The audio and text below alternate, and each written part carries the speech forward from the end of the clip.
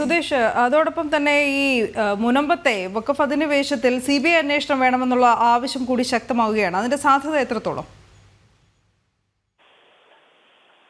നിലവിൽ ഈ വഖഫ് ഭൂമി എന്ന അവകാശവാദവുമായി നിലനിൽക്കുന്ന ഒരു ഘട്ടത്തിലാണ് ഇതിന്റെ രേഖകൾ സംബന്ധിച്ചും എല്ലാം തന്നെ നിഷ്പക്ഷമായ ഒരു അന്വേഷണം വേണം എന്ന ഒരു ആവശ്യം ഉയരുന്നത്. ആ ഒരു പശ്ചാത്തലത്തിലാണ് ഇപ്പോൾ CBI അന്വേഷണം ഇതിൽ ആവശ്യപ്പെട്ടുകൊണ്ട് വിവിധ വിഭാഗങ്ങൾ രംഗത്തെത്തുന്നത്.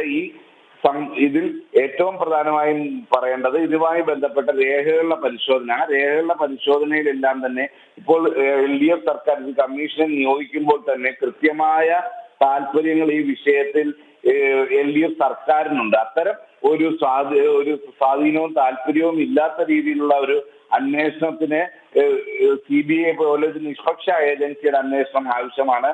അതിലുപരി പാട്ടഭൂമി പിന്തുടർച്ചാവകാശ ഭൂമിയാക്കി മാറ്റിയതിൽ അടക്കമുള്ള കാര്യങ്ങളിൽ വിവിധ സംശയങ്ങൾ നിലനിൽക്കുന്നു. ഇതിലെ ക്രമക്കേടുകൾ സംബന്ധിച്ച് വ്യക്തമായ കാര്യങ്ങൾ കണ്ടെത്തേണ്ടതുണ്ട്. അത്തരം കാര്യങ്ങളിൽ CBI അന്വേഷണം വേണമെന്നതാണ് യുണൈറ്റഡ് ക്രിസ്ത്യൻ കൗൺസിൽ അടക്കമുള്ള ക്രൈസ്തവ വിശ്വാസ സംഘടനകളെല്ലാം തന്നെ ആവശ്യപ്പെടുന്നത്. ഈ ആവശ്യം ഉന്നയിച്ച് അവർ കോടതിയെ സമീപിക്കുമെന്നും പറയുന്നു. മുനമ്പത്തെ ഭൂമിയിൽ വമ്പന്മാർ പലരും ലക്ഷ്യമിട്ടിട്ടുണ്ടെന്നും ഭൂമി അവകാശവാദം ഉന്നയിച്ച് കൈവശപ്പെടുത്താനുള്ള ശ്രമമാണ് അവിടെ നടക്കുന്നതെന്നുമാണ് ഇവർ ഉന്നയിക്കുന്ന പ്രധാന ആരോപണം. കാരണം ഒരു ടൂറിസ്റ്റ് മേഖല കൂടിയാണ് മുനമ്പം പോലുള്ള ഇത്.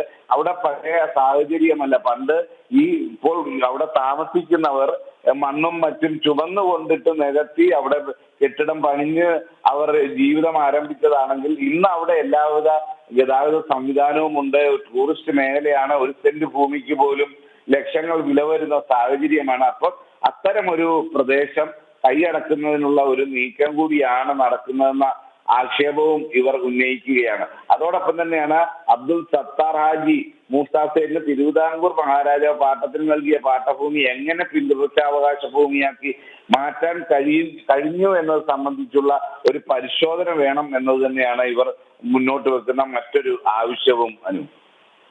ശരി സുധീഷ്.